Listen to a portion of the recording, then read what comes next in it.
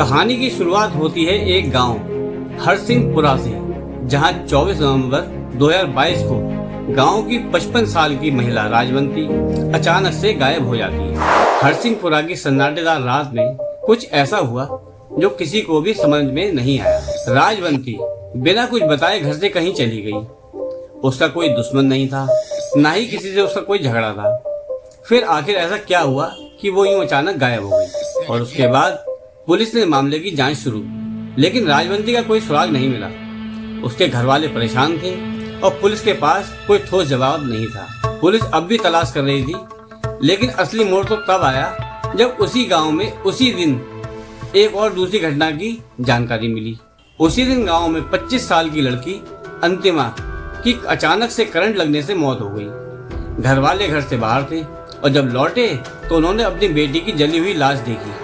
लाश की हालत ऐसी थी कि पहचानना बहुत मुश्किल था, पर कपड़े और गहनों से उन्होंने अंदाजा लगाया कि ये अंतिमा ही है। दिल भारी करके उन्होंने अंतिमा का अंतिम संस्कार कर दिया। पुलिस ने अंतिमा की मौत को हादसा मानकर मामला बंद कर दिया, लेकिन जब जांचकर्ताओं ने उसके सोशल मीडिया अकाउंट चेक किए तो चौंकाने वाला खुलासा हुआ। अंतिमा का सोशल मीडिया अकाउंट अभी भी एक्टिव था और उसकी लोकेशन दिख रही थी उत्तर प्रदेश के शामली में। तो जो महिला मरी थी वो आखिर कौन थी? इसके बाद पुलिस शामली पहुंची और वहां उन्होंने पाया अंतिमा जिंदा है। वही अंतिमा जिसकी लाश को घरवाले पहचान नहीं पाए थे। दरअसल वो जिंदा थी और अपने प्रेमी के साथ भाग गई थी। इसके बाद आगे फिर वही सवाल कि आखिर मरा तो मरा कौन?